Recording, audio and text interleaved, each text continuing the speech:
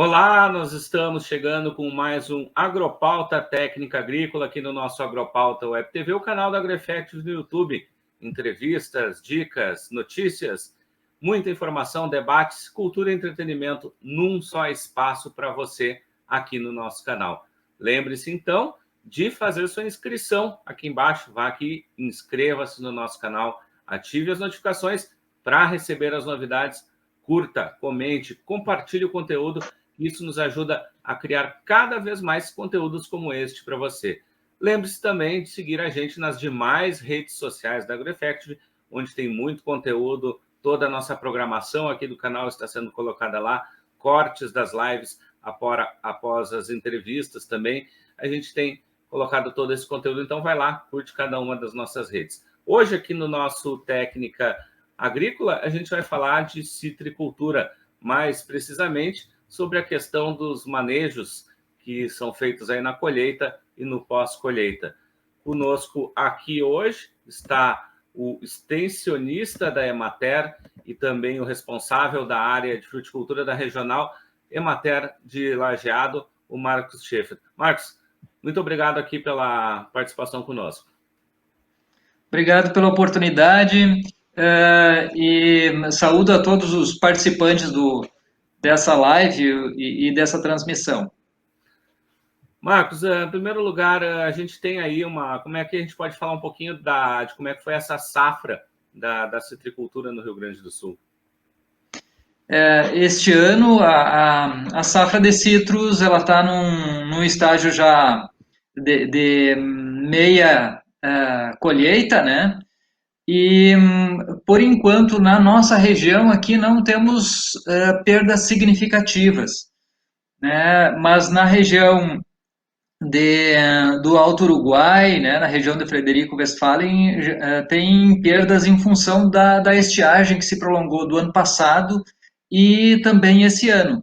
Na nossa região aqui, embora tenha chovido menos do que o normal, a previsão da safra ainda está dentro da normalidade, né? Então, os solos ainda estão conseguindo manter a umidade suficiente para que as frutas tenham qualidade, né? E, aliás, a qualidade, em função da baixa precipitação, estão melhores do que em outros anos, quando chove bastante, né? Então, tem características externas muito bonitas, muito coloridas, e um sabor com qualidade interna muito boa também. Bom, a gente está agora, então, também, né, Marcos, nesse período agora da colheita, né? Que nós temos uma colheita que, se não me engano, se estende até ali setembro, outubro, alguma coisa assim, né? E como é que está sendo assim, esse trato? O que estão sendo essas dicas nesse momento para o produtor que está fazendo essa colheita? Nós precisamos sempre levar em consideração, né, o trabalho de colheita, mas começar antes disso, né? Começar na pré-colheita, se organizar para que a colheita seja feita de uma forma que não cause ainda prejuízos nesse período, porque as perdas nesse momento são reflexo de todo o trabalho realizado durante o ano, durante o cultivo das espécies, né? Então, na atividade de pré-colheita, é muito importante respeitar o intervalo de segurança com relação a agrotóxicos, né? Então, quem aplica os agrotóxicos na fase final, é necessário esperar esse intervalo para fazer a colheita.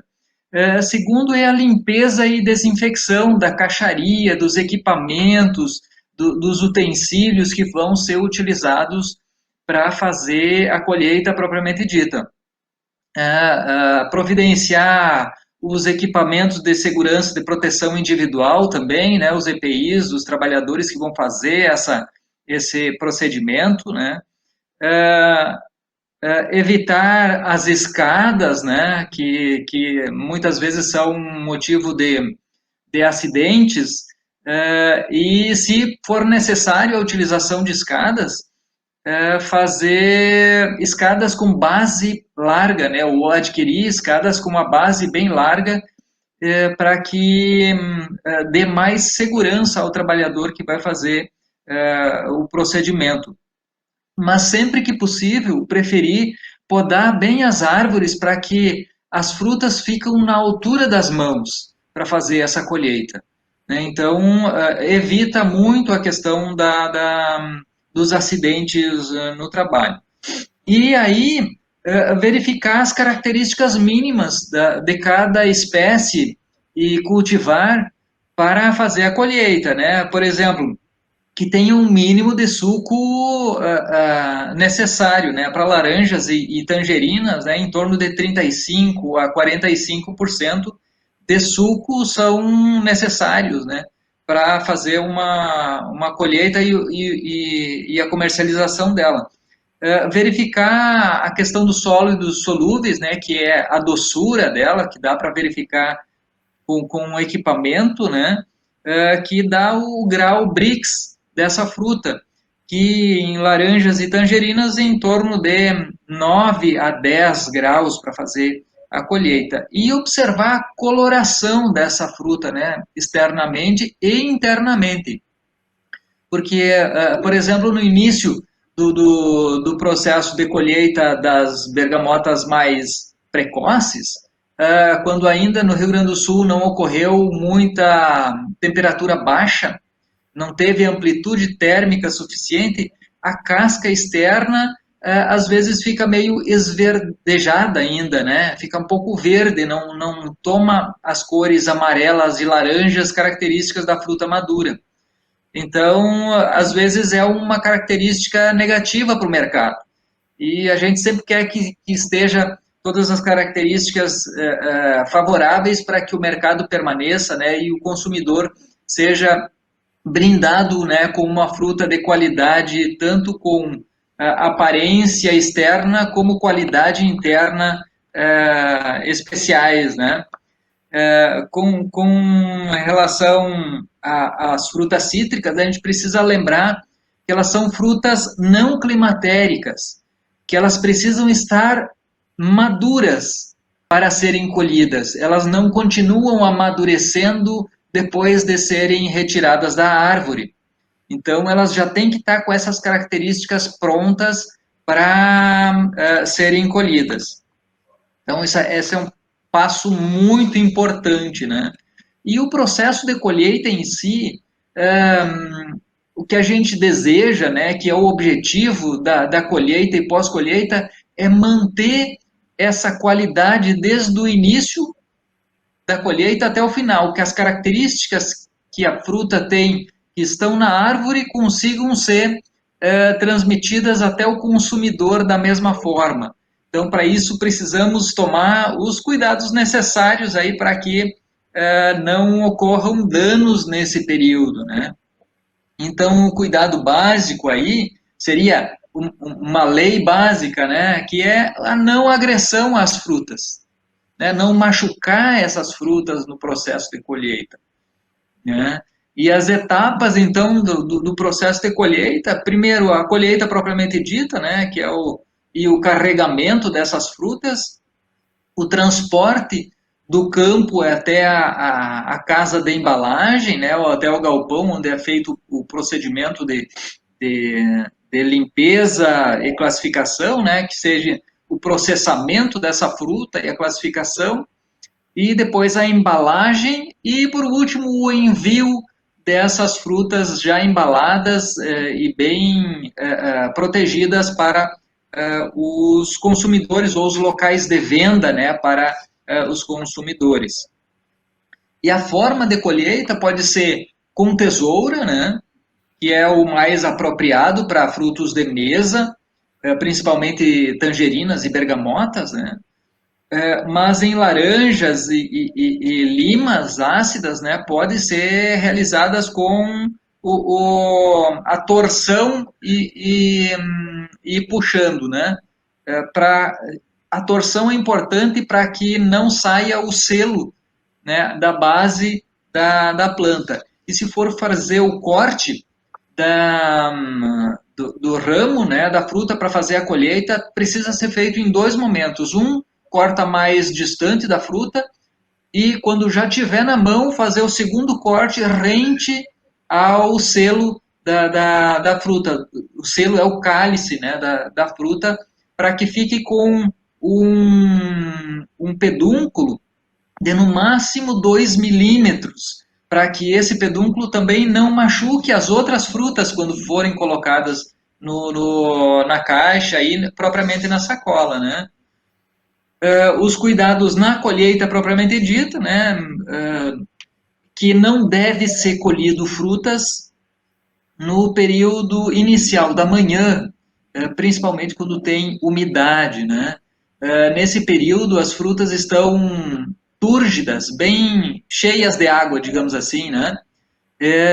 E nesse momento, qualquer raspada ou qualquer aperto um pouquinho mais forte estouram as glândulas de óleo dessa fruta, da casca dessa fruta. E depois disso, no momento, praticamente não aparece. Mas no processamento, depois aparece o que a gente chama de oleocelose, que são manchas escuras que são provocadas pelo extravasamento do óleo da casca, e como é ácido, ocorre a degradação, né, dessa casca e estraga a fruta para o mercado, digamos assim, né? A aparência fica muito ruim para fazer a comercialização, não é bem aceito no mercado. Evitar os golpes, né, danos na fruta, né? O dano acontece internamente quando acontecem as pancadas, né, nas frutas. Não danificar a casca da fruta, né? Então cuidado com a tesoura quando vai fazer isso. E mesmo colher, né, sempre com sacola, colhe e coloca na sacola para depois passar essa sacola cheia, então, para a caixa. E nesse processo tem que tomar muito cuidado também, porque o esvaziamento da sacola, o ideal é que sejam sacolas que abrem por baixo e liberam essas frutas bem lentamente para que não ocorram danos também nessa liberação da fruta da sacola para a caixa. Não fazer montes no chão, né? Então o ideal é que a fruta seja retirada da árvore e direto para a sacola e depois para a caixa, não passar pelo chão, porque o chão é uma fonte de inóculo de fungos que podem se proliferar durante o processo de pós-colheita, né? Não arrastar as caixas, né, no chão do pomar, porque vai eventualmente pegar sujidades e eventualmente até solo, né, que pode entrar em contato com as frutas já colhidas, né, e não encher demais as caixas, porque as caixas vão ser colocadas umas sobre as outras para ser transportadas depois. E se encher demais, vai amassar.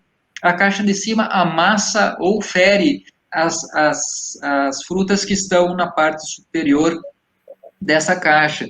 Então, esses procedimentos, né, são muito importantes, porque o processo todo de fazer a fruta amadurecer, está toda ela pronta, preparada, somente para colheita e comercialização, e então os cuidados aí têm que ser muito cuidadosos e redobrados. Uhum. Perfeito. E acho que tem grandes dicas importantes, né, sobre toda essa questão, especialmente essas que também, né, chegar um fruto de qualidade e com sanidade para o consumidor, né? E Marcos, uma questão ali que eu te coloco assim, a gente passou aí por algumas incidências de frios e geadas muito fortes. Isso teve alguma influência? Às vezes pode ser positiva, inclusive, ou negativa? As frutas na nossa região, pelo menos, o frio tem características positivas, porque faz com que, principalmente a amplitude térmica, né, ela faz com que a fruta do sul do país seja mais colorida. Ela tem um alaranjado ou um amarelo mais intenso, em função justamente da amplitude térmica que provoca isso nas frutas. E, inclusive, internamente. o suco, né, e os gomos dessas frutas são mais coloridas também, em função do frio que ocorre, né, e da amplitude térmica, que é a diferença, a amplitude térmica é a diferença entre a máxima temperatura do dia e a mínima temperatura do dia. Então faz esse processo se desencadear nas frutas cítricas. Mas sim, se as temperaturas forem muito baixas, abaixo de zero, né, pode ocorrer o congelamento das frutas. E esse congelamento, em função da expansão, né, da água dentro das células da fruta, vai fazer o extravasamento do suco dentro da casca. Então, pode acontecer de frutas estragarem aí em função do frio muito intenso, né? Mas o frio, de forma geral, é favorável. Mas nesse período agora, na região do Vale do Caí, em alguns lugares mais baixos ocorreram situações nesse sentido. Mas ocorreram também alguns casos de que algumas árvores já estavam brotadas e iniciando o processo de floração, porque aconteceram alguns dias um pouco mais quentes antes, né? Então a árvore já entrou em processo de brotação e início de frutificação, né? De floração. Então esses brotos jovens eles são queimados em função da baixa temperatura e das geadas que acontecem aí.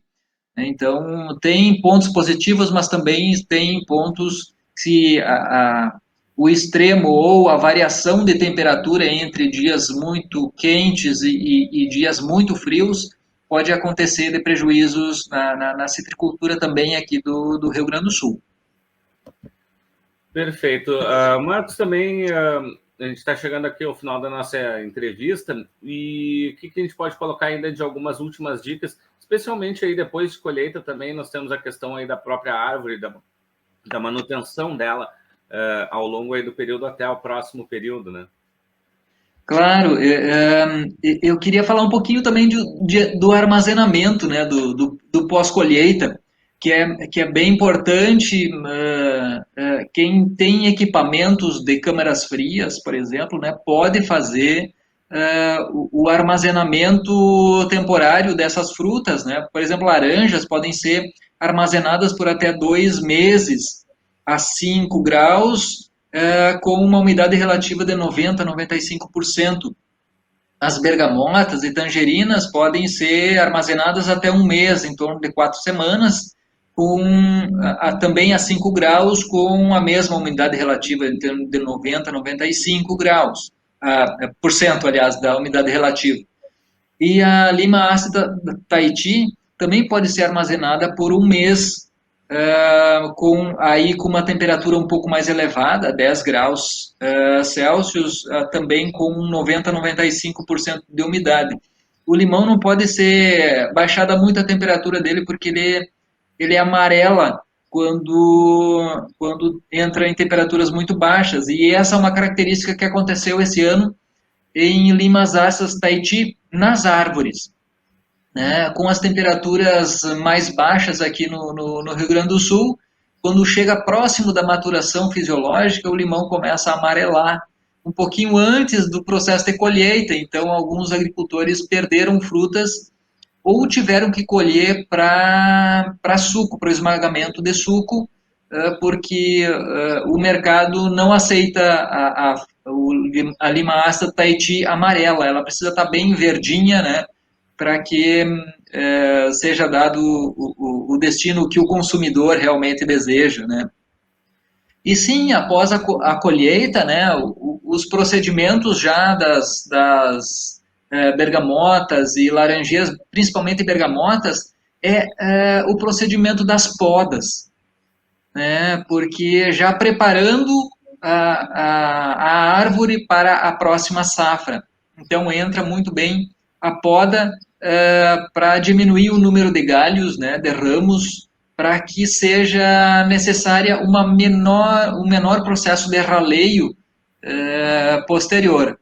E no caso das laranjeiras, né, é a poda de limpeza, retirada de galhos secos, né, galhos que estão doentes, e fazer uma pulverização que a gente chama de tratamento de inverno, né, que normalmente o pessoal utiliza cauda sulfocálcica, né, que é uma cauda para fazer um tratamento de inverno já para diminuir a quantidade de fungos, bactérias, né, e até insetos que provocam danos na produção ou na própria árvore, né, e já entrar na primavera com menos, digamos assim, entre aspas, né, sementes, né, de fungos, bactérias e menor quantidade de insetos que possam provocar problemas na citricultura. Marcos, quero agradecer desde já a tua disponibilidade, as tuas informações muito importantes para o produtor de citros e de todas essas dicas e técnicas que são muito valiosas para quem está fazendo a sua colheita e para o pós-colheita, inclusive para não só para a melhor sanidade da sua produção, como também a sanidade para aquilo que chega ao consumidor. Te agradeço desde já por todas as informações. Eu que agradeço a oportunidade e me coloco à disposição se em algum assunto eu puder contribuir em alguma outra oportunidade. A Emater sempre está disponível aí para essas finalidades e atender bem aos citricultores e demais agricultores da agricultura familiar e demais agricultores também, quando for necessário. Muito agradecido. Muito bem, a gente conversou com o Marcos Schaefer, que é extensionista da Emater, responsável pela fruticultura na regional da Emater de Lajeado. O Agropauta Técnica Agrícola vai ficando por aqui, a gente volta numa próxima oportunidade. Lembre-se sempre, inscreva-se aqui no canal, também curta as nossas demais redes sociais. Voltamos na próxima quinzena com mais uma dica técnica para você. Até mais!